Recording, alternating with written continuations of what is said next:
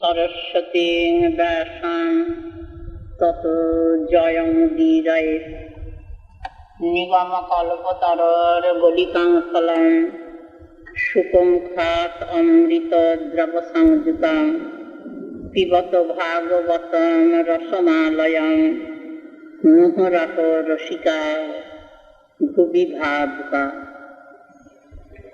শ্রী গুরুপাদ পদ্মের করুণায়, গৌর ভক্তবৃন্দের করুণায়, সর্বোপরি আমাদের মা জননীর করুণায় আমাদের এখানে নিত্যই ভাগবতী কথা প্রসঙ্গ এবং শ্রীমন্দির থেকে আয়োজিত যে অনুষ্ঠান, এইটি প্রতিদিনের 12 মাস, তারপরে বছর, সারা বছরের প্রতিটি দিন। কিন্তু এর মধ্যে একটি বিশেষ আছেন, যদি কোনো ভক্ত ইচ্ছা করেন যে ভাগবতী কথা প্রসঙ্গ হয়তো নিজের জায়গায় সংকুলান হয় না, এখানকার মতো স্থান তো বিরল, মায়ের শ্রীমন্দির, এর যে জায়গা, এ তো তুলনা নেই। কাজে অনেকের হয়তো ইচ্ছা হয় কিন্তু সুযোগ হয় না, কারণ সেরকম জায়গা না হলে শ্রীপাঠের ব্যবস্থা করা যায় না। অথচ মনে মনে ইচ্ছা থাকে, তারা এই শ্রীমন্দিরে, মায়ের মন্দিরেও শ্রীপাঠের ব্যবস্থা করতে পারেন। যেরকম আজকে থেকে আরম্ভ করে 4 দিন আমার পরম ভক্তিমতী মা নীলিমা মা, যাকে সবাই জানেন, তারই আয়োজিত অনুষ্ঠান এই 4 দিন ভাগবতী পাঠ। তার যে নিজের বাড়ি, বসত বাড়ি, তাতেও পাঠের ব্যবস্থা হয়েছেন, কিন্তু এখন তো যাওয়া আসার অসুবিধা, থাকারও সবসময় সুযোগ হয় না। এই জন্যে সে কয়েক বছর থেকেই এই মায়ের মন্দিরেই শ্রীপাঠের ব্যবস্থা করছে। সেই হিসাবে আজকে থেকে 4 দিন এখানে ভাগবতী কথা প্রসঙ্গ, আমার নীলিমা মায়ের আয়োজিত অনুষ্ঠান। এতে ভক্তরা হয়তো একটু প্রেরণা পাবেন, যাদের ইচ্ছা থাকা সত্ত্বেও সুযোগ হয় না, তারা এই মায়ের মন্দিরে সুযোগ পেতে পারেন।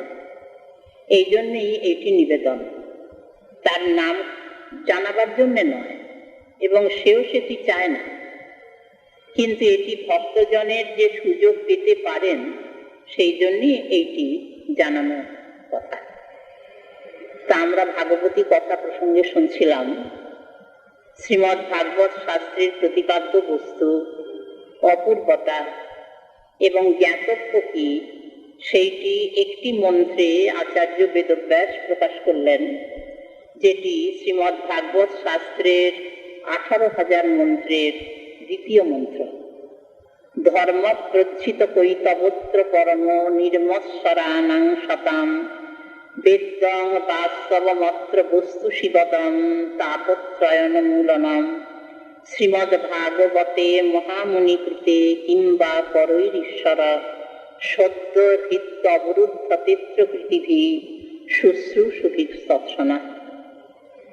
এখন যেটি জ্ঞাতব্য, বেদং বাস্তবমত্র বস্তু শিবদম, ভগবানকে জানতে হবে এবং ভগবানের সম্পর্কিত বিষয় জানতে হবে। প্রয়োজনটি কি?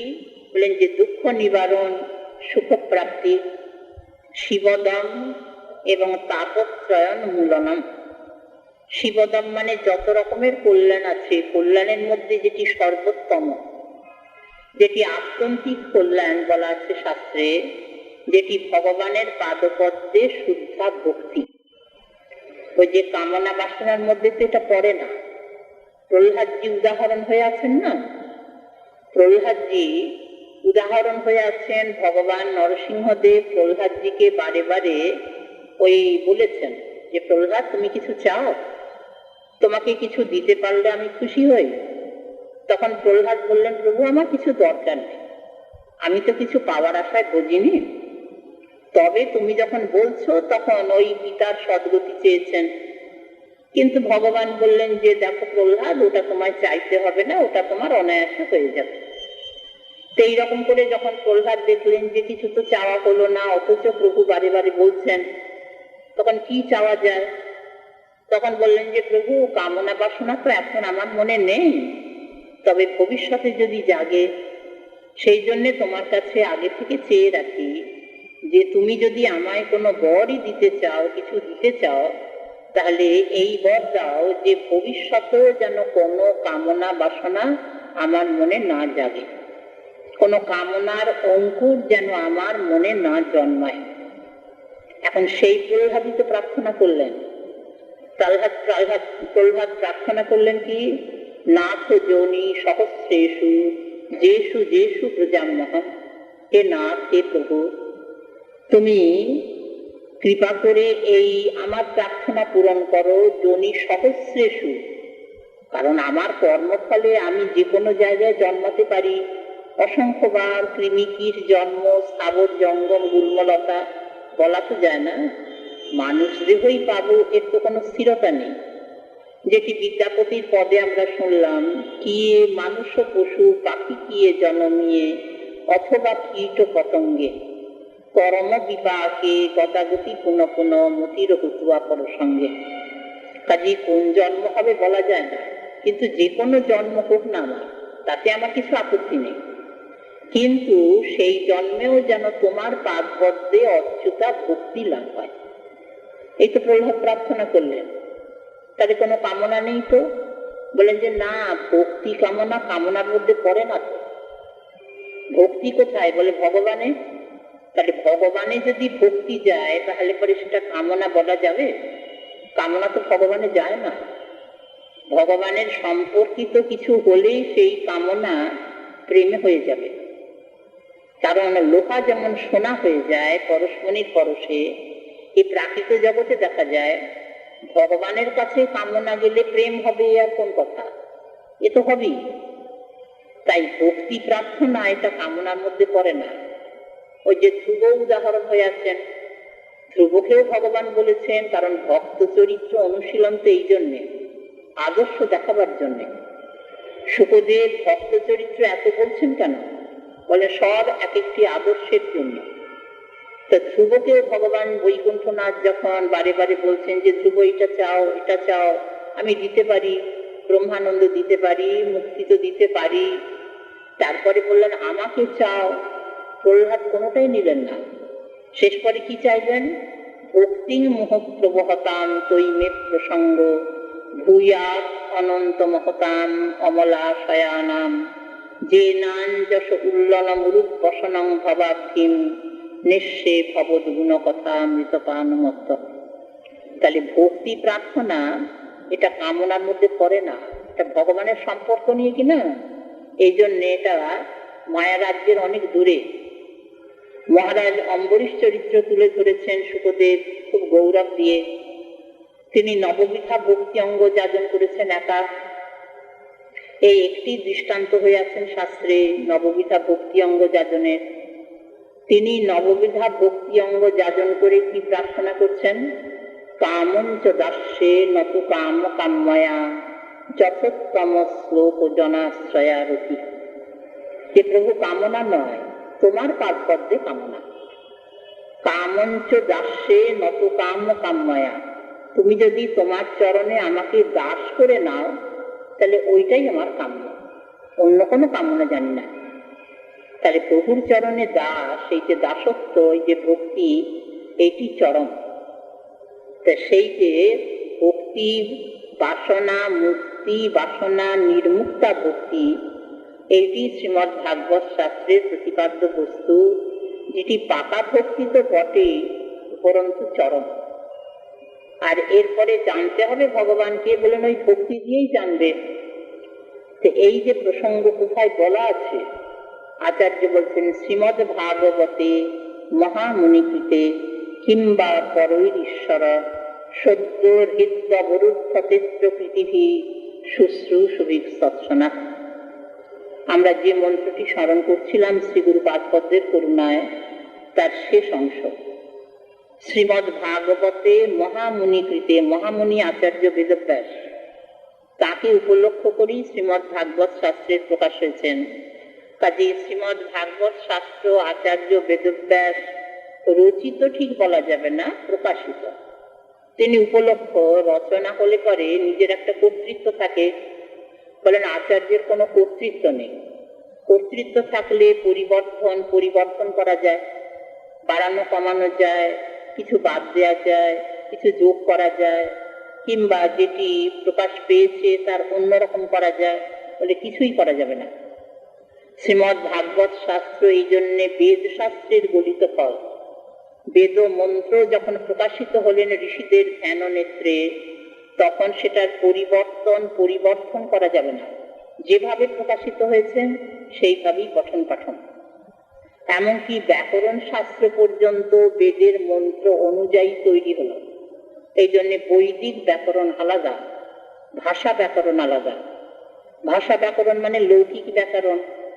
কারণ এ জগতে আমরা দেখি ব্যাকরণ ছাড়া যদি কথা বলা যায় ও কথা ভুল হয়ে যায়, ও কথাতে ত্রুটি থাকে।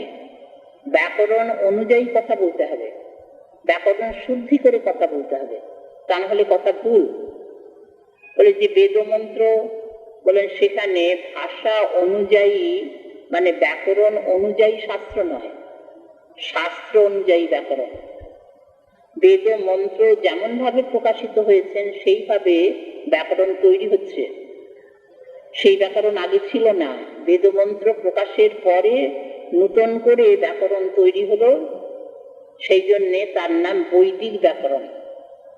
তাহলে ভাষা অনুযায়ী ব্যাকরণ হয় না ব্যাকরণ অনুযায়ী ভাষা হয়? ব্যাকরণ অনুযায়ী তো ভাষা হয়, কিন্তু বেদ মন্ত্র দেখা যায় সেখানে পরিবর্তন করা যাবে না। যেভাবে প্রকাশিত হয়েছে সেইভাবেই উচ্চারণ করতে হবে। সেটি যদি ব্যাকরণ বহির্ভূত হয় বলেন তাহলে সেইটি খাঁটি।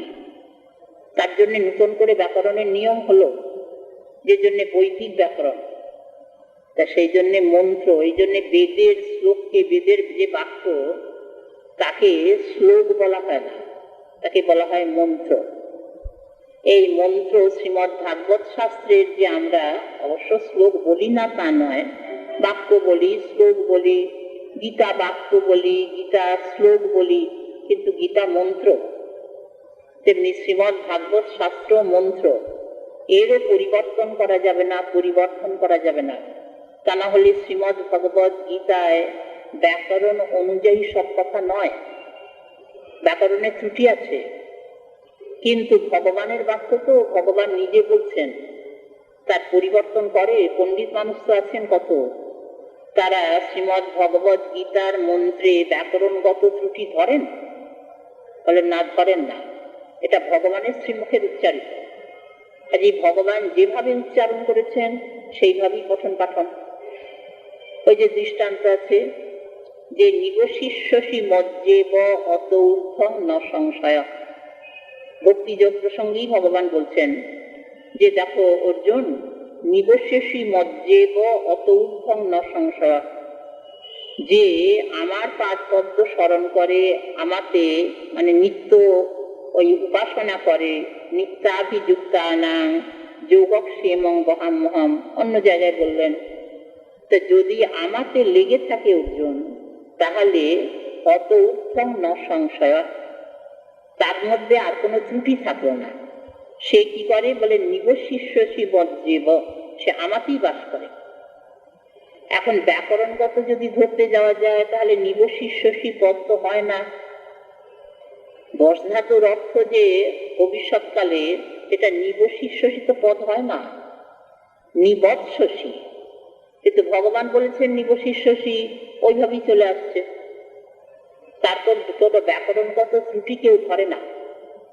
তার লৌকিক ভাষা অনুযায়ী যদি বলতে যাওয়া যায় তাহলে তো ব্যাকরণে দোষ পড়ে যাবে।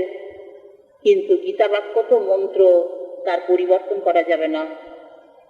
তেমনি শ্রীমৎ ভাগবত শাস্ত্রেরও মন্ত্র, 18,000 মন্ত্র যেভাবে প্রকাশিত হয়েছেন সেইভাবেই পঠন পাঠন। তাই একে বলা হয় মন্ত্র। এর পরিবর্তন হয় না, পরিবর্তন হয় না।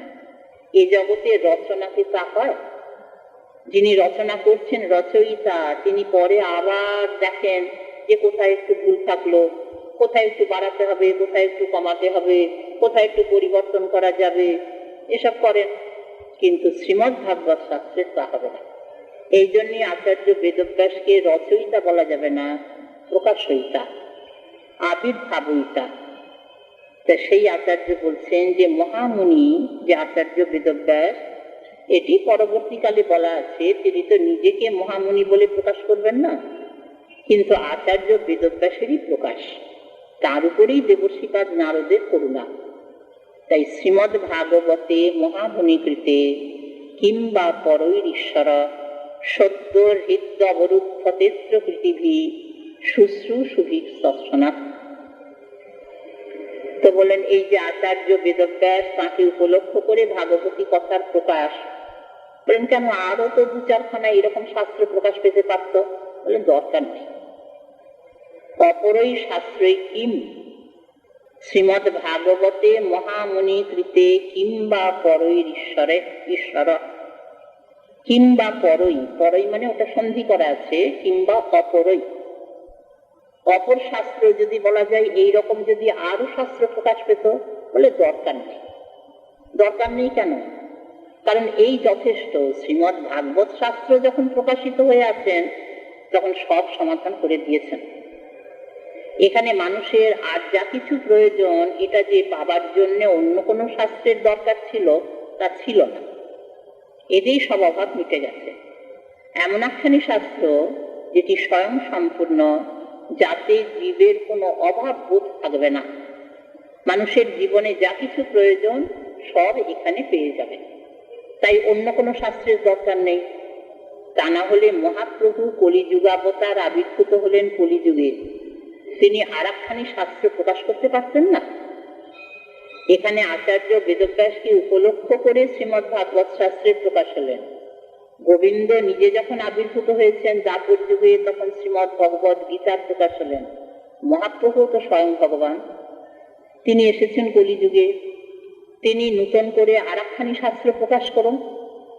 মহাপ্রভু দেখলেন দরকার নেই। শ্রীমদ্ ভাগবত শাস্ত্রের মতো শাস্ত্র যখন প্রকাশিত হয়ে আছেন তখন অপরই শাস্ত্রই কিম, ওই শাস্ত্রই মানুষ অনুশীলন করুক, ওই শাস্ত্র থেকেই হাত যা কিছু নিয়ে জীবনে কাজে লাগা, তাহলেই হয়ে যাবে। এই জন্যে আরো বলেছেন না মহাজন যে ভগবানকে বুঝতে হবে, তিনি কে, কোথায় তার ধাম, কিভাবে কোথায় বলা আছে, কি রকম করে তাকে ভজনা করতে হবে, এসব কথা কোথায় পাওয়া যাবে? বলেন শ্রীমদ্ ভাগবতে। কাকে ভজতে হবে, কি দিয়ে ভজতে হবে, তারপরে ভগবান তিনি কোথায় আবির্ভূত হয়েছেন, কোথায় তার ধাম, কিভাবে তার লীলা, বলে সব শ্রীমদ্ ভাগবতে বলা আছে। সেখানে বললেন না, আরাধ্য ভগবান ব্রজেশ তনয় সদ্ধাম বৃন্দাবনম রম্যা কাশীদুপাসনা ব্রজবধূ বর্গে ন যা কল্পিতা শ্রীমদ্ ভাগবতং প্রমাণমমলম প্রেমা পুমর্থ মহান শ্রী চৈতন্য মহাপ্রভুর মতমিদম তত্ত্বাদর নঃপর।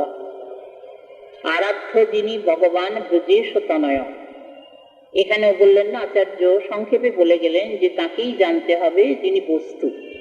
ওই বস্তুকে বলেন তারই চরম এই যে ব্রজেশ তনয়। বস্তু মানে ভগবান, ভগবানের অন্য অংশও তো আছেন, কলা অবতার আছেন, অংশ অবতার আছেন। বলেন যে কোনো একজনকে বুঝলেই হবে? বললেন না না, পেতে হয় তো সবচেয়ে বেশিটা পেতে হবে, সাধনে কষ্ট করতে হবে। তাহলে পাওনাটা কম নেবে কেন? পাওনা অংশ কলা নেবে কেন? তাতে মন ভরবে? পরিশ্রম করছে সেই একই, কিন্তু তাহলে পরে পরিশ্রমের ফল সম্পূর্ণ করে নেবে। বলে সম্পূর্ণ করে নিতে গেলে কাকে ভজলে পাওয়া যাবে বলতো সম্পূর্ণ করে? বলেন ব্রজেশ তনয়া, ব্রজরাজ নন্দন। তাহলে এখানে ওই যে বেদং বাস্তব মাত্র বস্তু শিবদম, যাকে জানতে হবে বস্তুকে এবং বাস্তবকে, সে বস্তুকে বলেন ব্রজেশ তনয়া, ব্রজরাজ নন্দন। সেও ভাগবতে বলা আছে তিনি সর্বোপরি এতে চাংসকলা পুংস কৃষ্ণস্তু ভগবান স্বয়ং। তার ধাম তৎধাম বৃন্দাবনম। নন্দ গোকুলে প্রথমে আবির্ভাব, তারপরে বৃন্দাবনের লীলা, মথুরায় লীলা, দ্বারকায় লীলা, সব কথা শ্রীমদ্ ভাগবতে বলা আছে। বলেন কি রকম করে বুঝতে হবে? বলেন তাও শ্রীমদ্ ভাগবত শাস্ত্রে বললেন। কারণ ভগবানের 4টি রসের আস্বাদন, নিজেও আস্বাদন করেন, ভক্তজন আস্বাদন করেন, এবং ভক্তজনই আস্বাদনের রসের যোগান দেন। দাস্য সখ্য বাৎসল্য মধু, কিন্তু বিচারের মধুর রস সর্বোপরি। সেই মধুর রসের মধ্যে আবার মথুরার মধুর রস নয়। মথুরার নাগরী তারাও মধুর রসে গোবিন্দকে ভজনা করেন, কুরু নাগরী তারাও মধুর রসে ভজনা করেন, কুব্জা সুন্দরী তিনি মধুর রসে ভজেন না গোবিন্দকে, তিনি তো মথুরা পরিকর। বলেন যারা তো দ্বারকার মহিষীরা বলেন হ্যাঁ বিবাহিতা পত্নী, তাদের তো মধুর রস বটেই। বলে যে তাহলে গোবিন্দকে যে ভজনা করবে মধুর রসে, কি রকমের মধুর রস? তো সেখানে বললেন যে রম্যা কাচিদ উপাসনা ব্রজবধূ বর্গে নজা কল্পিতা। ভগবানের লীলার যেমন চরম পরম অবস্থা ব্রজলীলা, সেই ব্রজলীলায় যে মধুর রসের পরিকর, তাদের আদর্শ করো, তাদের অনুগত হও, তাদের অনুগত হয়ে ভগবানকে মধুর রসে ভজনা করো। সেইটি রম্যা কাচিত। রম্যা কাচিত মানে অনির্বচনীয়া, এর থেকে বড় উপাসনা আর হয় না। রম্যা কাচিদ উপাসনা ব্রজবধূ বর্গে নজা কল্পিতা। রাধা আদি ব্রজরামাগণ যেভাবে গোবিন্দকে মধুর রসে ভজনা করেছেন, ওইটি চরম। সে কথাও শ্রীমদ ভাগবত শাস্ত্রে বলা আছে। ওই যে উদ্ধবজি স্তুতি প্রসঙ্গেও বললেন যে এই যে ব্রজরামাগণ কৃষ্ণ ভজেছেন, এর তুলনা হয় না, এরাই সর্বোপরি। মধুর রসে আরো পরিকর আছেন, কিন্তু রাধা আদি ব্রজরামা এরা সকলের উপরে, এদের তুলনা কোথাও নেই। এরাই ওই যে কৃষ্ণানুরাগিনী, এরাই সুন্দরী। যারা ভগবানকে ভজবে তারাই সুন্দর, কিন্তু সৌন্দর্যের চরম পরম অবস্থা কোথায়? বলেন রাধা আদি ব্রজরামা। তাই উদ্ধবজির দৃষ্টি, তিনি দৃষ্টি দিয়েছেন যে এ দৃষ্টি তো সকলের হবে না, তিনি দেখছেন সুন্দরী, এই ব্রজরামাদেরই সুন্দরী বললেন। নায়ং শ্রীঅঙ্গ উনিতান্ত রতে প্রসাদ সর্য সীতাম নলিন গন্ধ রুচাম কুতন্যা রাসোৎসবেশ্ব ভুজদণ্ড গৃহীত কণ্ঠ লব্ধা শিশাম যৌদগা ব্রজ সুন্দরী নাম। তাহলে ওই যে রম্যা কাচিদ উপাসনা বড় সুন্দর উপাসনা, সেটি মধুর রসে এবং ব্রজের মধুর রস। এ কথাও শাস্ত্রে বলে এলেন, শ্রীমদ ভাগবত শাস্ত্রেই বললেন। তাই মহাজন বলছেন যে দেখো, এইখানে যখন সব কথা বলা হয়ে গেল, উপাসনার কথা, উপাস্য যিনি ব্রজেশ নন্দন ব্রজেশ তনয়, তারপরে তার ধাম বললেন বৃন্দাবন। তা শ্রীমদ ভাগবত শাস্ত্রেই তো সব বলা হয়ে গেছে। শ্রীমদ ভাগবতম প্রমাণ অমলম, এটি অমল প্রমাণ, এর উপরে আর প্রমাণ হয় না। শ্রীমদ ভাগবতম প্রমাণম অমলম প্রেমা পুমর্থ মহান। প্রেম যে চরম পরম পুরুষার্থ, পঞ্চম পুরুষার্থ, চতুর্বর্গকে বলা হয় পুরুষার্থ, যেটির কথা আমরা শুনলাম ধর্ম অর্থ কাম মোক্ষ, চতুর্বর্গ বলেন তারাও পুরুষার্থ। কিন্তু পঞ্চম পুরুষার্থ বলা আছে প্রেমকে, যে প্রেমের কথা এই যে শ্রীমদ ভাগবত শাস্ত্রে বললেন আমাদের এই মন্ত্রে, দ্বিতীয় মন্ত্রে, যে প্রচ্ছিত কৈতব পরম ধর্ম, যে ভক্তি ধর্ম থেকে মুক্তি বাসনা পর্যন্ত বাদ দেয়া হয়েছে, এইটি চরম পরম অবস্থা। এই জন্যে প্রেম সম্পদকে বলা হয়েছে পঞ্চম পুরুষার্থ। এইটি সবচেয়ে উঁচুতে, সকলের উপরে দাঁড়িয়ে আছেন এই পঞ্চম পুরুষার্থ প্রেম। সেটিও শ্রীমদ ভাগবত শাস্ত্রে বলা হলো। এই যে প্রচ্ছিত কৈতব অর্থে মুক্তি পর্যন্ত আছে পুরুষার্থ, কিন্তু প্রেম বলেন এটা পঞ্চম পুরুষার্থ, যেটি চতুর্বর্গেরও উপরে। তাহলে পঞ্চম পুরুষার্থ যে প্রেম, সেই জন্যই তার থেকে এই যে মোক্ষ, সেটাও বাদ পড়ল। বলে আর কি দরকার, পঞ্চমে যদি পৌঁছে যাও শেষ মুহূর্তে, তাহলে পরে এর আগের কোনো তার দরকার নেই। শেষ সিঁড়িতে পৌঁছে গিয়ে দোতলায় পৌঁছে গেছে, আবার নিচের সিঁড়িতে নামবে? বলে কি দরকার, শেষ সিঁড়িতে উঠে সেখানে তো দোতলা পেয়ে গিয়েছি। তাহলে ভগবানকে পরম চরম আস্বাদন হয়ে গেছে প্রেমেতে, আবার মুক্তির দিকে তাকাবে কেন? মুক্তিতে তাহলে নিচুতে চতুর্বর্গের মধ্যে পড়ে গেল। এখানে পঞ্চম পুরুষার্থ প্রেম। তাহলে সেই প্রেমা পুমর্থ মহান, বলেন এটা সবাই মেনে নিয়েছেন? বলেন সবাই মানে যিনি অন্য আর একখানি শাস্ত্র জীবের জন্য প্রকাশ করতে পারতেন তিনিও মেনে নিয়েছেন। তিনি কে? বলেন শ্রীমন মহাপ্রভু। শ্রী চৈতন্য মহাপ্রভুর মতমিদম তত্রাদর নঃপর। বলেন যে দেখো, মহাপ্রভুরও যখন মানে মনোনীত এই শ্রীমদ ভাগবত শাস্ত্র, তখন আর অন্য শাস্ত্রের প্রয়োজন নেই। আর কি দরকার? শ্রী চৈতন্য মহাপ্রভুর মতমিদম, এই যতগুলি এখানে বলা হলো যে আরাধ্য যিনি, তার ধাম, কিভাবে তাকে উপাসনা করতে হবে এবং প্রেম পঞ্চম পুরুষার্থ, সবটি শ্রীমান মহাপ্রভুর মত। শ্রী চৈতন্য মহাপ্রভুর মত নিদম, সবকটি নিয়েই বলছে নিদম। বলে নিদম বলতে তো এক বচন বোঝায়, নিদম বলতে তো বহু বচন বোঝায় না, এখানে তো অনেকগুলো বলা হয়েছে না। বলেন ওটা হয়, বহু বচনকে এক বচনের প্রয়োগ অনেক জায়গায় করা হয়, ওই বাতুল্য হবে বলে, কত নাম করে করে বলবে। তাই শ্রী চৈতন্য মহাপ্রভুর মতম ইদম তত্র আদর নঃপর, এই শ্রীমদ ভাগবত শাস্ত্রকেই আদর করো। আদর করো মানে তার মতই মেনে নাও, তার মতের উপরে আর কোনো মত নেই।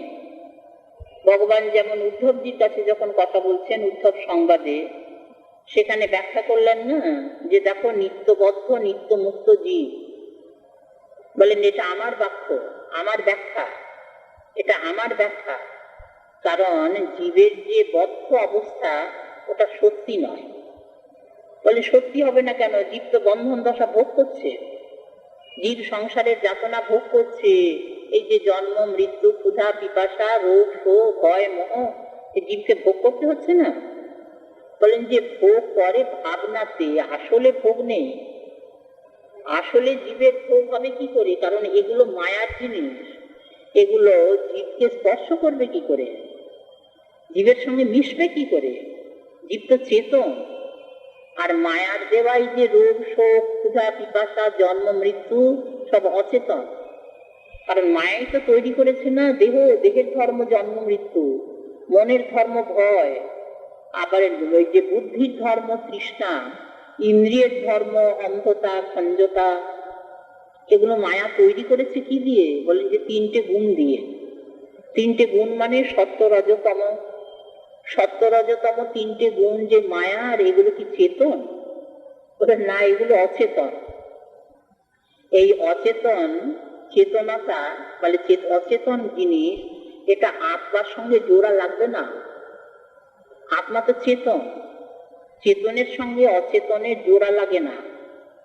বলেন যে কাঠের হাত পা তৈরি করে, হাত ভেঙে গেছে পা ভেঙে গেছে, তখন শিল্পী ডেকে একটা কাজ তো করতে হবে, তা কাজের মতো করে একটা কাঠের হাত তৈরি করে হাতের সঙ্গে জুড়ে দিল, একটা কাঠের পা তৈরি করে পায়ের সঙ্গে জুড়ে দিল।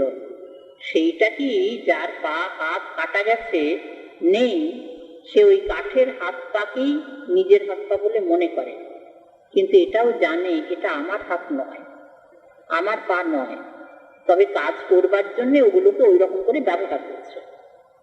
ওটা দেহের সঙ্গে রক্ত মাংস মেদমজ্জা অস্থি চর্মের যে দেহ, তার সঙ্গে জোড়া লাগে না। এই জন্য বোঝা যায় যে কোথায় জোড়া লাগিয়েছে। তা এই জগতের শিল্পী তো, সে ওই রকম করে জোড়া লাগাতে গিয়ে দেখা যায় যে ঠিক ধরা পড়ে যায়, ধরা পড়ে যায়, ঠিক মিশছে না। কিন্তু মায়া সুদক্ষ শিল্পী, মায়া গোবিন্দের শক্তি, বহিরঙ্গ শক্তি বটে কিন্তু সুদক্ষা শিল্পী। এই জন্য এমন করে জুড়ে দিয়েছে আর বোঝাই যাচ্ছে না।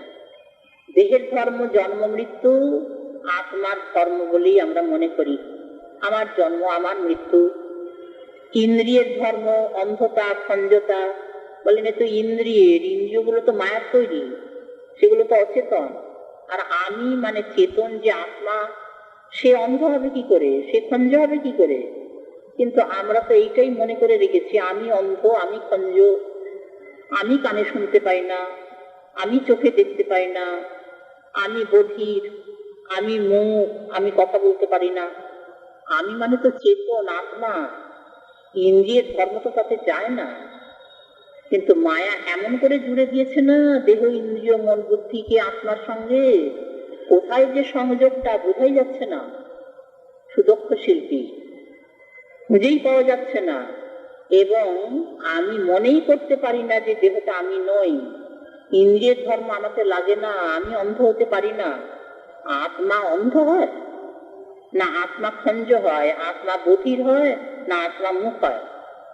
কোনোটাই চেতনের ধর্ম নয়, এসব ইন্দ্রিয়ের ধর্ম। কিন্তু ওটা আমরা আরোপ করি, ভাবনাতে মনে করি। মনের ধর্ম ভয়। জীব ভয় পাবে কেন? জীব অভয়ের অংশ। অভয়ের অংশ, অভয় গোবিন্দ, তার অংশ হচ্ছে জীব। ক্ষুদ্র হতে পারে, ছোট হতে পারে, কিন্তু ধর্মটা তো বজায় থাকবে। অগ্নিপুঞ্জের ধর্ম কি? দাহ করত। একটা অগ্নিপুঞ্জের কাছে গেলে পরে পুড়ে ছাই হয়ে যাবে, সে দহন করে দেবে। বলেন তার থেকে একটা অগ্নি কণা বেরিয়ে এসেছে, বলেন সেও আগুন, সেও আগুন, সে দাহ্য নয়, সেও পোড়াবে। সে কিন্তু কারুর দ্বারাতে পুড়বে না। অগ্নি কণাটাকে পোড়ানো যাবে না, অগ্নি কণাটাই পোড়াবে। কিন্তু অগ্নি কণাটা খুব ছোট কিনা, এই জন্য পারে না।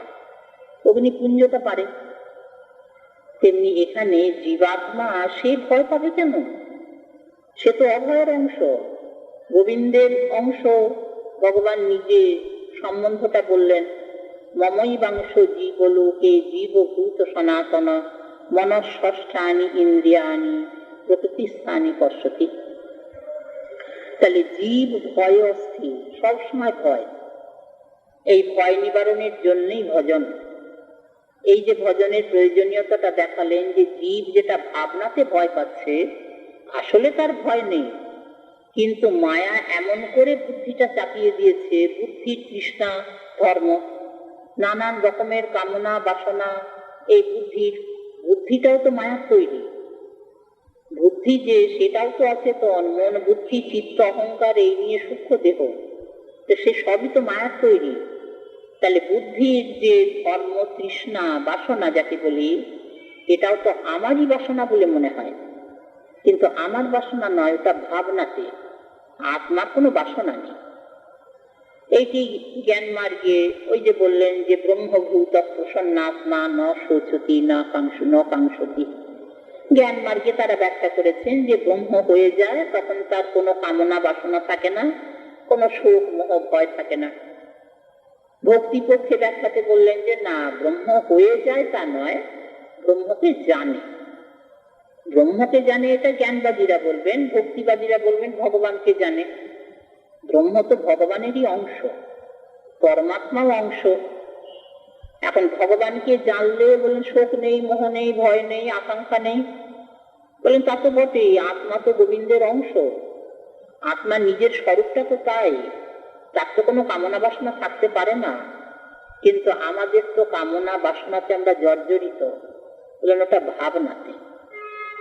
এই ভাবনাতে যাদের দেহ ইন্দ্রিয় মন বুদ্ধির যা কিছু ধর্ম নিজেতে আরোপ করে, তারা বদ্ধ, এরা নিত্যবদ্ধ। এরা এই ভাবনা নিয়েই যাচ্ছে, এই ভাবনা নিয়েই তাদের জন্ম, এই ভাবনা নিয়ে তাদের মৃত্যু, আবার এই ভাবনা নিয়ে জন্মালো, আবার এই ভাবনা নিয়ে দেহত্যাগ করলো। এই আসা যাওয়া গতাগতি, এর বিরাম হচ্ছে না। যেটি ভগবান বললেন, আসুরি জনি আসুরিং জনিমা কন্যা মূঢ়া জন্মনি জন্মনি মাম অপ্রাপ্যৈব কৌন্তেয় তত জানত অর্ধমাঙ্গতি। ভগবান বললেন যে অর্জুন, এরা মূর্খ, এরা মূর্খ, নিজের স্বরূপটা জানে না। এরা ভাবনাতে ভোগ করছে, ভাবনাতে মুখ ভোগ মনে করে এই জন্ম মৃত্যু ক্ষুধা পিপাসা রোগ শোক ভয় মোহ সব আমার। এটা মূর্খতা না? একটা কুকুরের বাচ্চা, তাকে যদি কোনো মানুষ বুকে তুলে নিয়ে বলে আমার সন্তান, তাকে লোকে কি বলবে? মূর্খ তো বলবেই, মাথাটা খারাপ, মস্তিষ্কটা বিকৃত, পাগল। কুকুরের বাচ্চাকে কেউ নিজের সন্তান বলে মানুষ? বলেন এটা পাগলের অবস্থা, মস্তিষ্কটা বিকৃত। বলেন জীবের তাই। জীব যখন বলছে যে এই যে জন্ম মৃত্যু ক্ষুধা পিপাসা রোগ শোক ভয় মোহ আমার, তখন মাথাটা খারাপ। মাথাটা খারাপ মানে বুদ্ধির স্থিরতা নেই, বুদ্ধিটা জানে না, ভাবনাতে মনে করছে এগুলো আমার, এগুলোই আমি, দেহটা আমি, দেহ সম্পর্ক যেখানে যেখানে আমার, সব মস্তিষ্ক বিকৃতির লক্ষণ। তা এইটাই তো মানে জীবের মানে স্বাভাবিক হয়ে আছে। এর থেকে যে আলাদা হতে পারে এটা বোধ নেই। এখন যাদের এই ভাবনাটা থাকে না, বলেন এটা তো না থাকারই কথা, আত্মার তো এসব ধর্ম নয়। যারা ভাবনাতে, এগুলো আসলে ধর্ম নয়, ভাবনাতে মনে করছে, বলেন তারা বদ্ধ। তারা এই ভাবনাটা থাকবে জন্মের পর মৃত্যু, মৃত্যুর পর জন্ম, এরা নিত্যবদ্ধ। নিত্যবদ্ধ। তখন উদ্ধবজি প্রশ্ন করছেন যে সখী তুমি যে নিত্য মুক্ত বললে জীবের অবস্থা, জীব নিত্য মুক্ত। বলেন যে হ্যাঁ উদ্ধব, যে জীবের এই ভাবনাটা চলে গেছে, ভগবত ভজনের গাঢ়তায় এই ভাবনা থেকে মুক্ত হয়েছে, সে মুক্ত। সে বুঝে নিয়েছে যে দেহ ইন্দ্রিয় মন বুদ্ধি আমার নয়, আমি নই, দেহটা আমি নই। দেহ আমি হব কি করে, দেহটা অচেতন, ওই মায়া 3 গুণে গড়া। সে আমি সচ্চিদানন্দময় নিত্য শুদ্ধ বুদ্ধ মুক্ত স্বরূপ, আমি গোবিন্দের দাস, দেহটা আমি হব কি করে? দেহের উপাদান আর আমার উপাদান, এই যে আত্মার উপাদান, দুটো তো এক নয়। তাহলে পরে দেহটা আমি হব কি করে? এটা ঠিক বুঝে নিয়েছে শ্রী গুরু পাদপদ্মের করুণায়, ভজনে, সেই প্রভাবে। বলেন যে যখন দেহ ইন্দ্রিয় মন বুদ্ধিকে আমি থেকে আলাদা করে বুঝে নিয়েছে, বলে সে মুক্ত। সে তো স্বভাব মানে স্বাভাবিক। যখন বুঝে নিয়েছে তখন ওই যে ভাবনাতে ভয় পাওয়া, ভাবনাতে কামনা, ভাবনাতে জন্ম মৃত্যু, ক্ষুধা পিপাসা, রোগ শোক ভয়, এগুলো তার কিছু নেই। এই জন্যে মানে ভক্ত নিত্য মুক্ত। ভক্তের ভয় নেই, ভক্তের শোক নেই, ভক্তের মোহ নেই, ভক্তের জন্ম মৃত্যু বলেন যে তাও নেই। বলে ভক্ত তো দেহ ধারণ করে আসে, দেহ ত্যাগ করে যায়। বলেন ওটা জন্ম মৃত্যুর পর্যায়ে পড়ে না, ওটা জন্ম মৃত্যুর পর্যায়ে পড়ে না, কারণ ওটা কর্মফলে নয়, ওটা ভগবানের ইচ্ছায়। ভক্ত এ জগতে আসুক, ভজন করুক, এটা ভগবান চান। শুধু নিজে ভজন করে তা নয়, আরো অনেককে ভজন করায়, এটাও তো দরকার। এই যে সাধুগুরু বৈষ্ণবের করুণায় জীবের উদ্ধার, সাধুগুরু বৈষ্ণব যদি এ জগতে না আসেন, আবির্ভূত না হন, তাহলে পরে জীবকে কৃপা করবেন কি করে? বদ্ধ জীব তো সব, ভাবনাতে তো সবাই বদ্ধ, এই জন্য নিত্যবদ্ধ। কিন্তু তারা নিত্য মুক্তের পর্যায়ে আসবে কি করে? সাধুগুরু বৈষ্ণবের করুণায় ভজন পথ পাবে তবে না। তাহলে সাধুগুরু বৈষ্ণব এসে জগতে নিজেরা ভজন করুন, আদর্শ হয়ে থাকুন, তাদের উপদেশে তাদের কৃপাতে অন্য ভজন করুক, তারাও নিত্যমুক্ত হোক, এটা ভগবান চান। এই জন্যই ভক্তদের বারে বারে পাঠান। ওই যে মহাজন একটি পদে বলেছেন না, ভকত কল্পতরু অন্তরে অন্তরু রূপ লিঠাম হিঠাম। ভক্তজনের জন্ম দিলেন ভগবান অতি স্বচ্ছ দেশে, যেখানে ভগবানের নাম কানে যায় না, কারো বৈষ্ণব দর্শন হয় না, সেইখানে নিজের ভক্ত সাধুদের জন্ম দিলেন, নিজের স্বরূপে এলেন, গুরু স্বরূপে এসে সেইখানে ওই আশ্রয় পেল। যারা এই ভবপথের শ্রান্ত পথে তার ছায়ায় বসে জুড়াবে বলে তাদের আশ্রয় দিল।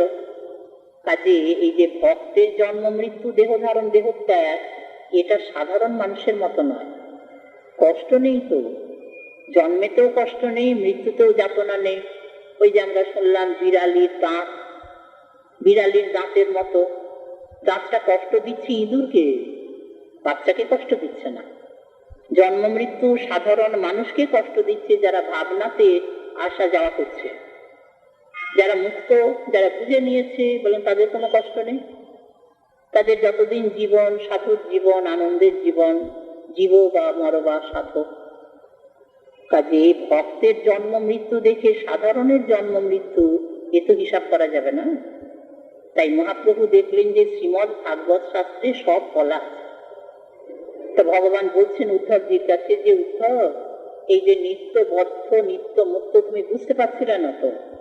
উদ্ধবজি প্রশ্ন করেছিলেন যে সখে তুমি নিত্যবদ্ধ বলছো জীবকে, আবার নিত্য মুক্ত বলছো, এ তো আমি ভালো করে বুঝতে পারলাম না, তুমি আরেকটু ভালো করে পরিষ্কার করে বুঝিয়ে দাও।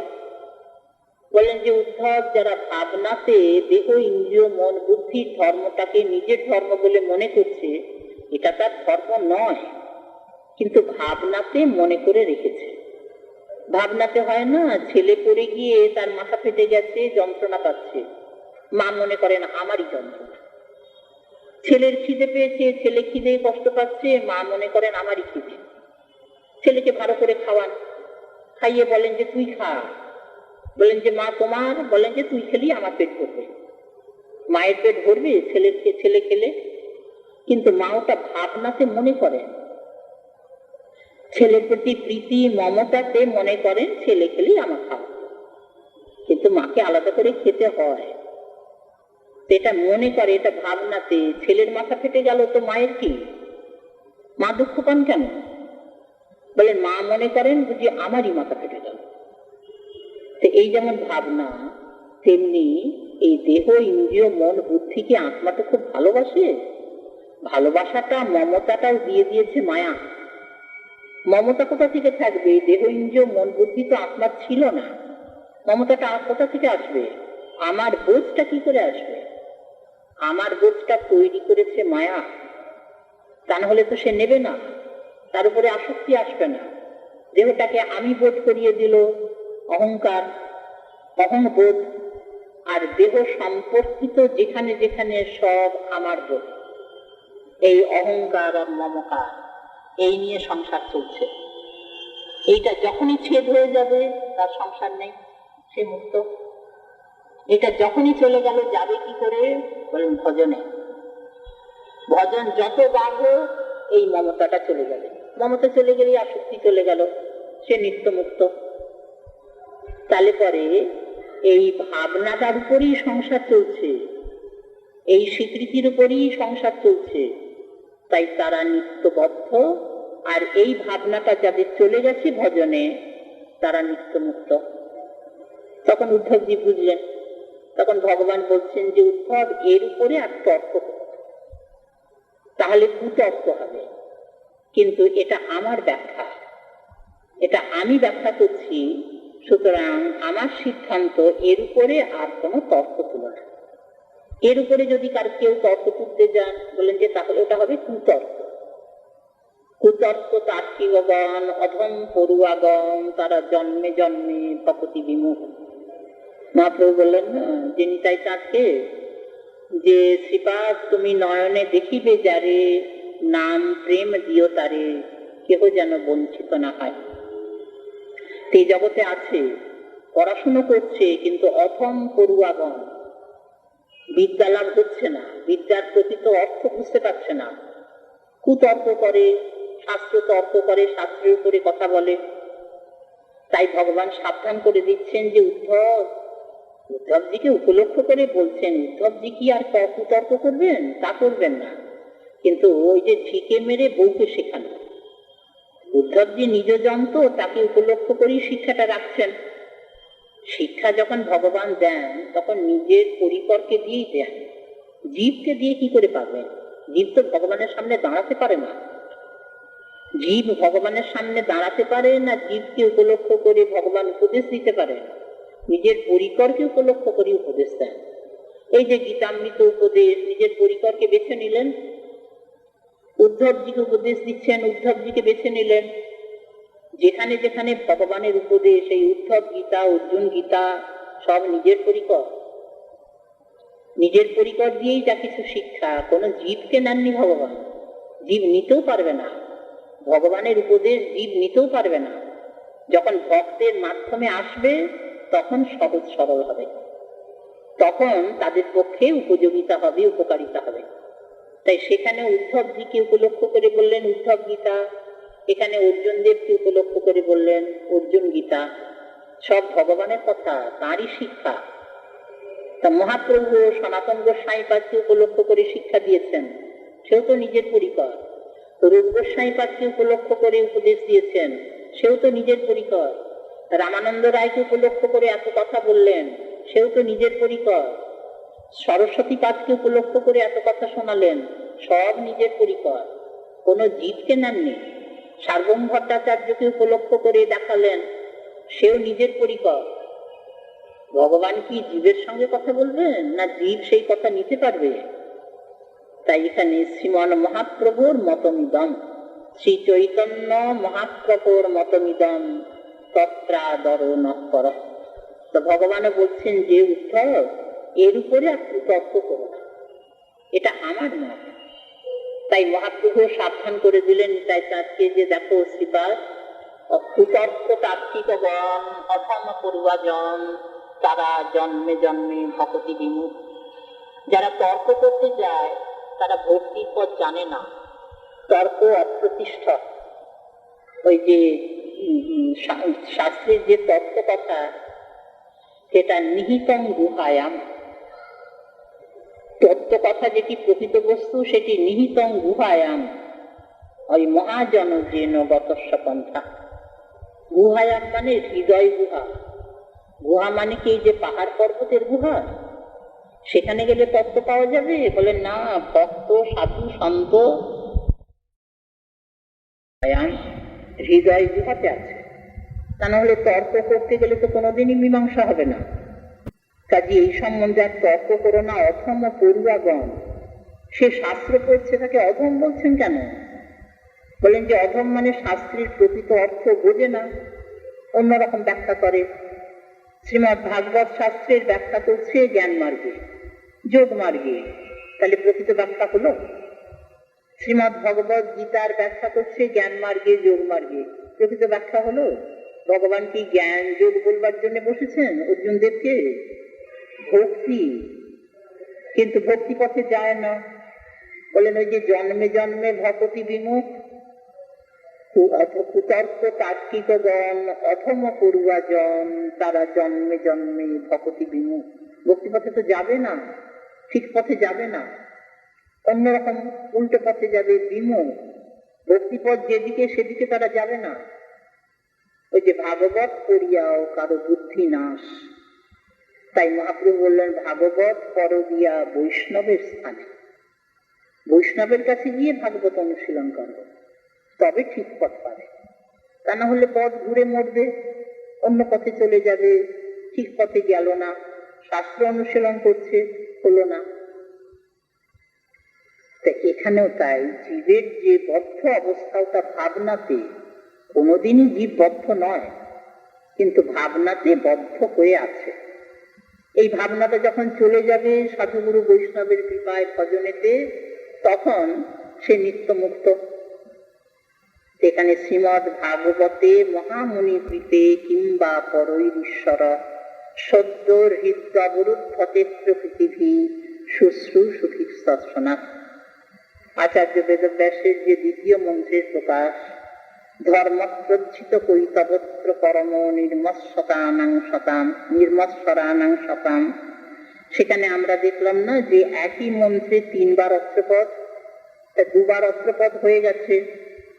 কারণ ধর্মপ্রজ্জিত কৈতবত্র পরম নির্মৎসরানাং শতাম, প্রজ্জিত কৈতব পরম ধর্ম যেটি, সেটি এখানেই বলা আছে, এই একবার অস্ত্রপদ। আর একবার বললেন বেদং বাস্তবম অত্র বস্তু শিবদম তাপত্রয়ন মূলনম। শ্রীমৎ ভাগবত শাস্ত্রেই বলা আছে ভগবানকে জানতে হবে এবং ভগবানের সম্পর্কিত বস্তুকে জানতে হবে। ভগবান মানে বস্তু, আর ভগবানের সম্পর্কিত যা কিছু, যার নাম বাস্তব, সেখানে একবার অত্রপদ, আর শেষে আর একবার অত্রপদ দিচ্ছেন। বলেন কি অত্রপদ? 2 বার তো বলা হয়ে গেল, বলেন আরেকবার আছে, আরেকবার আছে, এখানে আর একটা অত্রপদ লাগিয়েছেন। ঈশ্বর তিনি কি করেন? বলেন সদ্য হৃদ্য অবরুদ্ধতেত্র পৃথিবী শুশ্রূষুভি সৎসনা, এখানে একটা অত্রপদ। ঈশ্বর মানে ভগবান, সর্বেশ্বর। ঈশ্বর বলতে এখানে সর্বেশ্বর। ঈশ্বর কোটি একমাত্র মানে কৃষ্ণ ভগবানই, তারই অংশ শক্তি, কলা শক্তি, তাদেরও ধরা হয়। ঈশ্বর মানে ঐশ্বর্য, কিন্তু সর্বৈশ্বর্যশালী কৃষ্ণ ভগবান, এই জন্য ঈশ্বর পদটি কৃষ্ণেতেই লাগবে। শ্রুতিও তাই বললেন, একলে ঈশ্বর কৃষ্ণ আর সব ভৃত্য, যারে জৈছে নাচায় সে তৈছে করে নৃত্য। ব্রহ্মাণ্ড নাচান ভগবান, ভক্ত আবার সেই ভগবানকেও নাচায়। এই তো কথা আছে না ভক্তের মহিমায়, ভগবান সকল সংসারকে নাচাচ্ছেন, সৃষ্টিকে নাচাচ্ছেন, আবার ভক্ত ওই ভগবানকে হৃদয়ে ধারণ করে ভক্ত ভগবানকেও নাচায়। তাহলে ওই জন্যে ভগবান তার উপরে ভক্ত। ভগবান সিদ্ধান্ত করলেন উদ্ধবজির কাছেই যে দেখো উদ্ধব, মদভক্ত পূজা প্রতিকা, আমার ভক্তের পূজা আমার হতে বড়, আমার ভক্তের দেহ আমার হতে বড়। কোন কারণে? ওই ভগবানকেও নাচাতে পারে ভক্ত, এই জন্যে। তা সেই ভগবান ঈশ্বর একক, একলে ঈশ্বর কৃষ্ণ আর সব ভৃত্য। বলেন আর সব বলতে বলেন কৃষ্ণ বাদ দিয়ে আর যত আছে সব, শিব ব্রহ্মা বলেন ভগবানের পরিকর, সবাই ভৃত্য। বলে ভগবানের পরিকরেরও ভৃত্য, বলেন হ্যাঁ, আর সব বলতে কেউ তো বাদ যাবে না। এই জন্য মা যশোমতীয় ভৃত্য, মা যশোমতীয় ভৃত্য, একলে ঈশ্বর কৃষ্ণ। এই বোধ যদি না হয়, এইটাই যদি তত্ত্ব না হয়, তাহলে শুকদেবের মতো ব্যক্তি মা যশোমতীকে গোপাল প্রসাদ করলেন, কৃপা করলেন, এ কথা উচ্চারণ করতে পারতেন না। সেটি স্পষ্ট করে শুকদেব বললেন না যে ওই সমাতুষিন্ন গাত্রায়া বিশ্বস্ত কবরস্রজ দৃষ্টুয়া পরিশ্রমং কৃষ্ণ কৃপয়া শীত সবন্ধনে। এখানে একটা কৃপাপদ দিলেন, মা যশোমতীকে কৃপা করলেন গোপাল, সমাতুষিন্ন গাত্রায়া বিশ্বস্ত কবরস্রজ। বলেন কৃপার চেহারাটা কিরকম? বলেন বন্ধন স্বীকার করলেন। ভগবানের বন্ধন হয়? ভগবানকে বাঁধা যায় নাকি? বলেন মা যশোমতী বেঁধে দিলেন, বন্ধনটা ভগবান স্বীকার করলেন কৃপায়, কৃপা ছাড়া হতো না। সমাতুষিন্ন গাত্রায়া বিশ্বস্ত কবরস্রজ দৃষ্টুয়া পরিশ্রমং কৃষ্ণ কৃপয়া শীত সবন্ধনে। শুকদেবের কথা স্পষ্ট, কোনো সংশয় নেই কথায়, কোনো সন্দেহ থাকবে না। ভগবান যে বন্ধনটা স্বীকার করলেন, জীবই বন্ধন স্বীকার করে না, আমরা শুনলাম। জীব নিত্য মুক্ত, জীব অনুপরিমাণ, অনুচৈতন্য জীব, সে যদি বন্ধন স্বীকার না করে, বিভু চৈতন্য ঈশ্বর ভগবান সর্বোপরি, যিনি একল ঈশ্বর কৃষ্ণ, তিনি বন্ধন স্বীকার করবেন? সম্ভব? বলেন এটা কৃপা। তবু তো কৃপা পদ ব্যবহার করতে হলো। বলেন কি করে হলো? কোন সিদ্ধান্তের উপরে শুকদেব ভগবানের কৃপা মায়ের উপরে বলতে পারলেন? মাকে কেউ কৃপা করে? মাই তো কৃপা করবে ছেলেকে, ছেলেকে মা কৃপা করবে, এইটাই তো স্বাভাবিক। এখানে তো বিপরীত। এখানে গোপাল পুত্র আর মা যশোমতী মা।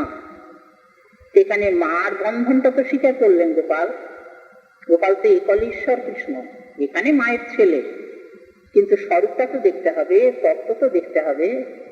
ওই যে 3 বছরের বালু গোপাল ঈশ্বর না? বলেন হ্যাঁ ঈশ্বর, তিনি তো সকলকে নিজের বশীভূত করে রাখেন, সবাই তার ভৃত্য। বলেন তাহলে ভৃত্যের কাছে এই যে স্বীকার করলেন, বলেন এইটাই কৃপা, এটি ভক্ত বাৎসল্য, এটি ভক্ত বাৎসল্য, এটা ভগবানের চরম গুণ, পরম গুণ। বলেন গুণ সে তো আছে, কিন্তু এখানে কথাটা বলতে কিরকম মুখে বাঁধে না, কানে শুনতেও কিরকম লাগে। গোপাল মাকে কৃপা করলেন, এটা যেন মুখ ফুটে বলা যায় না, কানে শুনতে পারা যায় না, মনে তো চিন্তাই করতে পারা যায় না। মাই তো কৃপা করবেন। তা শুকদেবও অনেকবার চিন্তা করেছেন, কৃপা কথাটা বসাবো, কৃপা কথাটা উচ্চারণ করব, সম্বন্ধটা যে মা ছেলে, অন্যজনকে কৃপা করুন ভগবান সেটা ঠিক আছে, কিন্তু মাকে তো কৃপা করা, এটা তো বলা যায় না, কিন্তু না বলেও তো উপায় নেই। সিদ্ধান্ত বজায় রাখতে গেলে কৃপা পথ ছাড়া বলা যাবে না। যখন বন্ধন স্বীকার করলেন ভগবান, তখন একটা অঘটন, ভগবানের বন্ধন হয় না, কিন্তু দেখলেন যে না, মাকে কৃপা করবার জন্যে বন্ধন স্বীকার করতে হবে। তা কৃপাটা করলেন কেন? বলেন পরিশ্রমটা দেখেছেন। মায়ের পরিশ্রম ছেলে চোখে দেখতে পারে না, একটু ব্যথা হয়, একটু মনে কষ্ট হয়, মা তো পরিশ্রম করছে, এই পরিশ্রমটা যেন ভালো লাগছে না দেখতে। তা মাকেও তো পরিশ্রম করতে দেখেছে না গোপাল। পরিশ্রমের চেহারাটা কি? বলেন ওই বিশ্বস্ত কবরস্রজ আর শীর্ণ বক্ত্রায়া, এই দুটো চিহ্ন, সমাতু শীর্ণ গাত্রায়া আর বিশ্বস্ত কবরস্রজ। মায়ের সমস্ত শরীরটা ঘেমে গেছে, চুলগুলো এলোমেলো হয়ে গেছে, বসনটা কিরকম স্খলিত হয়ে গেছে, ধস্তাধস্তি ছেলের সঙ্গে, ছেলেও বাধা করবে না, মাও ছাড়বে না। এই যে পরিশ্রম দেখে গোপালের মনটা কিরকম হয়ে গেল, মা এত পরিশ্রম করছে। শুকদেব বললেন দৃষ্টয়া, চোখে দেখছে গোপাল, এটা শুধু অনুভব করছে তা নয়, চোখে দেখছে যে মা এত পরিশ্রম করছে। দৃষ্টয়া, দৃঢ়ধাতু প্রয়োগ করলেন। দৃঢ়ধাতুর অর্থ সাধারণত চোখে দেখা, অনুভব অর্থ আছে, অনুভবটা একটা অন্য অর্থ আছে, কিন্তু সাধারণত আমরা দৃঢ়ধাতুর যে অর্থ দেখি চোখে দেখা। তো গোপাল এখানে চোখেও দেখেছে, অন্তরেও অনুভব করেছে। দৃষ্ট পরিশ্রমম। বলেন কে? বলে কৃষ্ণ। কৃষ্ণই কর্তা এখানে, তিনি বন্ধন স্বীকার করছেন। বলেন যে তিনি কি করলেন এই মায়ের পরিশ্রম দেখে? বলেন কৃপয়া শীত সবন্ধনে, বন্ধনটা স্বীকার করে নিলেন। আচ্ছা, বাধা পড়ি, বাধা যদি পড়ি তাহলে তো মা খুশি হবে, মা তো বাঁধতেই চাইছে, বাধা পড়লে পরে খুশি হবে, তাহলে বন্ধনটা মেনে নিই, মায়ের এত পরিশ্রম চোখে দেখা যায় না। এইটাই গোপালের মায়ের প্রতি কৃপা। বলেন যে তবু যেন কৃপা কথাটা ভক্তদের একটু কানে বাজবে। তখন শুকদেব দেখলেন যে কৃপা কথা ছাড়া তো অন্য কিছু বলা যাবে না, কৃপা তো ভগবানেরই, ঈশ্বরই তো কৃপা করবেন। বলে কাকে করবেন? আর সবাইকে, ঈশ্বর ছাড়া যত আছেন সবাইকে কৃপা করবেন, ভগবানেরই তো কৃপা সম্পদ। সেখানে সিদ্ধান্ত করলেন শাস্ত্র, একলে ঈশ্বর কৃষ্ণ আর সব ভৃত্য, ভগবান কৃষ্ণ ছাড়া আর যত আছেন সব ভৃত্য। একলে ঈশ্বর কৃষ্ণ আর সব ভৃত্য, যারে দইছে নাচায় সে দইছে করে নৃত্য। মানে সর্বোপরি কর্তৃত্ব ভগবান কৃষ্ণচন্দ্রের, সকলের উপরে তিনি কর্তৃত্ব করছেন। কাদের উপরে কর্তৃত্ব করবেন? বলেন সকলের উপরে। আর সব ভৃত্য, বলেন মায়ের উপরে কর্তৃত্ব করবেন। বলেন মাও তো ভৃত্য কোটিতে, মাও তো ঈশ্বর কোটি নয়। একলে ঈশ্বর কৃষ্ণ, এই যদি একলে পদটা ঈশ্বরের সম্বন্ধে লাগে তাহলে মা বাদ পড়ে যাবে না? মা বাদ পড়ে যাবে তো, মা তো ঈশ্বর কোটির মধ্যে থাকতে পারে না। আর সব ভৃত্য, সব তো মাকে বাদ দিয়ে নয়, সবের মধ্যে তো মাকেও ধরতে হবে। কাজেই আর সব ভৃত্য, যারে দইছে নাচায় সে দইছে করে নৃত্য।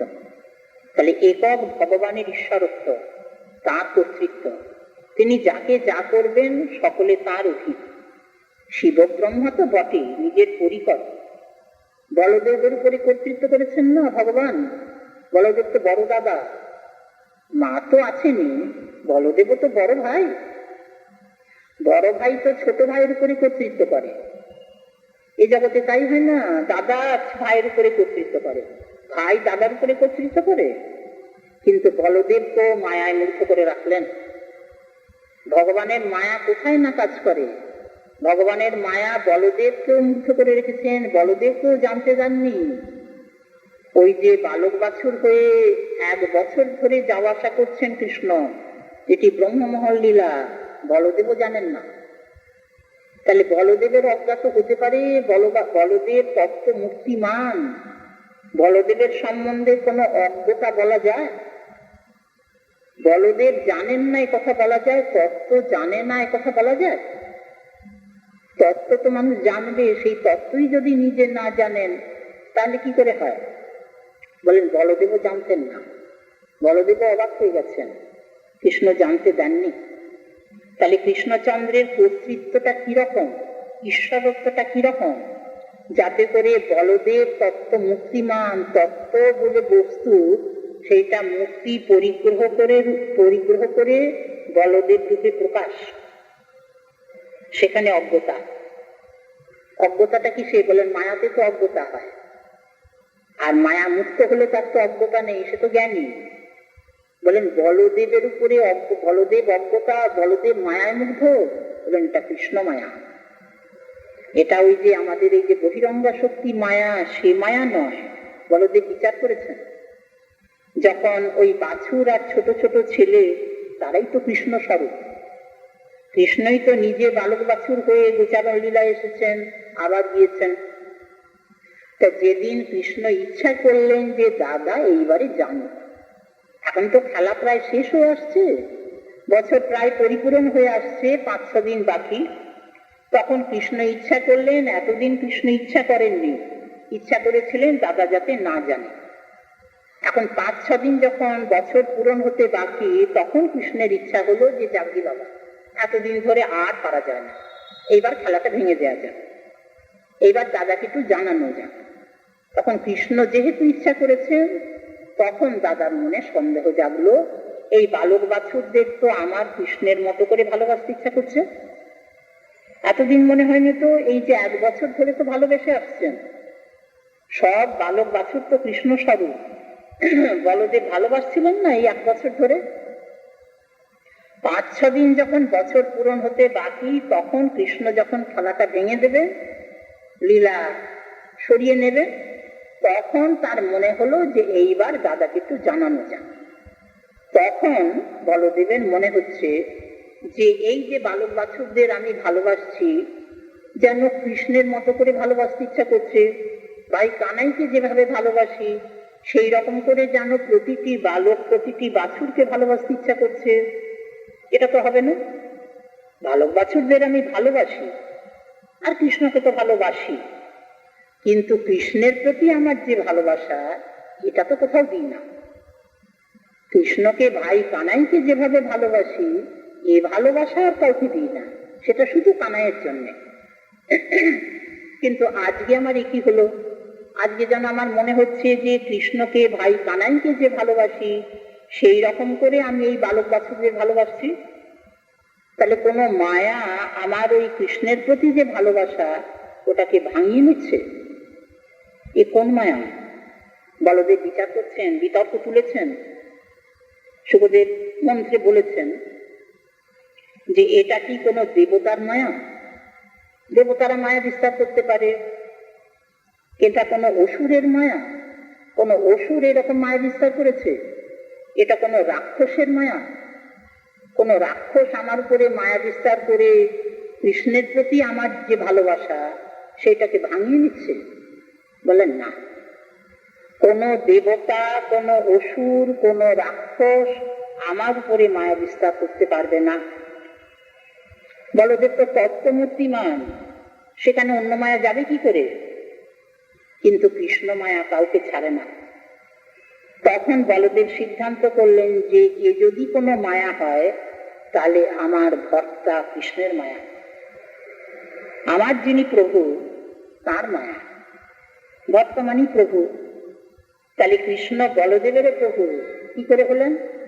কৃষ্ণ তো ছোট ভাই, বলরামের ছোট ভাই, আদর করে সদাই ডাকে কাক্কা কানহাইয়া, আরে আরে মেরো ভাইয়া, কাক্কা কানহাইয়া।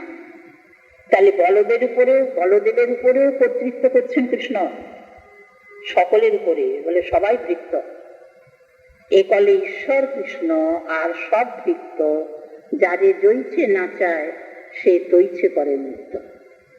সেই ঈশ্বর এখানে আচার্য বেদব্যাস বলছেন, এই যে শ্রীমদ্ ভাগবত শাস্ত্র প্রকাশিত হয়েছেন, এই শ্রীমদ্ ভাগবত শাস্ত্র যারা শুনবার জন্য ইচ্ছুক, শুশ্রূষু বলেছেন, সেই শুশ্রূষু যদি শুধু ভাগবতী কথা শুনবার ইচ্ছা মাত্র করে, তাহলে ওই যে ঈশ্বরের কথা আমরা শুনলাম, যিনি সকলের উপরে প্রভুত্ব করেন, সকলের উপরে কর্তৃত্ব করেন, মায়ের উপরে কর্তৃত্ব করেন, দাদার উপরে কর্তৃত্ব করেন, অন্যেরটা কথা।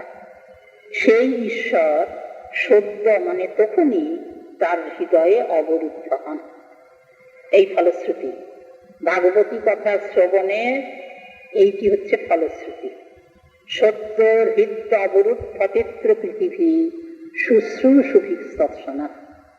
সদ্য আবার তৎক্ষণাৎ দৃঢ়তার জন্য বললেন, যখনই ভাগবতী কথা শুনবার ইচ্ছা হবে শুশ্রূষু, তখনই তার হৃদয়েতে ভগবান ঈশ্বর হরি, তিনি হরি, ঈশ্বর যিনি, কৃষ্ণ যিনি, তিনি হরি। এখানে হরি বলেই বলেছেন যে সদ্য হৃদ অবরুদ্ধতেত্র পৃথিবী শুশ্রূষুভি তৎসনা। ঈশ্বর হরি, তিনি তখনই, তার হৃদয়ে দেরি হবে না, যখনই ভাগবতী কথা শুনবার ইচ্ছা মাত্র করেন, তখনই ভগবান হরি যিনি একক ঈশ্বর, তিনি তার হৃদয়ে অবরুদ্ধ হন। এইটি ভাগবতী কথা শ্রবণের ইচ্ছার ফলশ্রুতি। শুনলে পরে তো ফল আছে, শুধু যদি শুনবার ইচ্ছা করে তাহলে তার এই ফলশ্রুতি। এখন এর পিছনে অবশ্য একটা বিশেষণ দিয়েছেন, ইচ্ছা করবে কারা? এই ফলশ্রুতি শুনলে তো সবাই ইচ্ছা করবে। ভাগবতী কথা শুনতে হবে না, শুনবার ইচ্ছা করলে ভগবান হৃদয়ে আসবেন। এই যদি ফলশ্রুতির কথা সবাই শোনে, সবাই শুনতে চাইবে না? তা আচার্য বলছেন সবাই শোনে না, শুনবার ইচ্ছাও হয় না। বলেন কার হবে? বলেন যারা কৃতি। শুশ্রূষুভি তার একটা বিশেষণ দিচ্ছেন, কৃতিভি শুশ্রূষুভি। এই শুনবার ইচ্ছা কাদের হবে? বলেন যারা কৃতি। কৃতি মানে যারা পুণ্য কাজ করে, এই যাগযজ্ঞ তপস্যা বার ব্রত দান ধ্যান, একে তো কৃতি বলা হয়, একে তো পুণ্য বলা হয়। বললেন না না, এ পুণ্য নয়, এগুলো সব প্রাকৃত পুণ্য। বলেন তাহলে এই কৃতি বলতে কি বোঝাচ্ছে? বলেন সাধুগুরু বৈষ্ণবের করুণা, এই মহৎ কৃপা, মহৎ কৃপাকেই এখানে কৃতি পদে ধরা হয়েছে। সেই মহৎ কৃপা যার উপরে হয় তাদেরই ভাগবতী কথা শুনবার ইচ্ছা হয়, এবং সেই ভাগবতী কথা শুনবার ইচ্ছা মাত্রে ভগবান হরি ঈশ্বর যিনি একক, তিনি তার হৃদয়ে তৎক্ষণাৎ অবরুদ্ধ হন। কথার মধ্যে আরো কিছু একটু বাকি রইলেন। আগামীকাল শ্রী গুরুপাদ পদ্মের করুণা হলে, গৌর ভক্তবৃন্দের কৃপা হলে আমরা যথামতি যথাকৃপা স্মরণ করব। ধর্ম প্রচ্ছিত কৈতবত্র পরম নির্মৎসরানাং শতাং বেদ্যং বাস্তবমত্র বস্তু শিবদং তাপত্রয়ন মূলনং শ্রীমদ্ ভাগবতে মহামুনিকৃতে কিংবা পরৈরীশ্বর সদ্য হৃদ অবরুদ্ধতেত্র পৃথিবী শুশ্রূষুভি তৎসনা। ভক্তজন কৃপা করবেন, মা জননী কৃপা করবেন। আগামীকাল আমরা এই মন্ত্র স্মরণ করব। জয় শ্রী।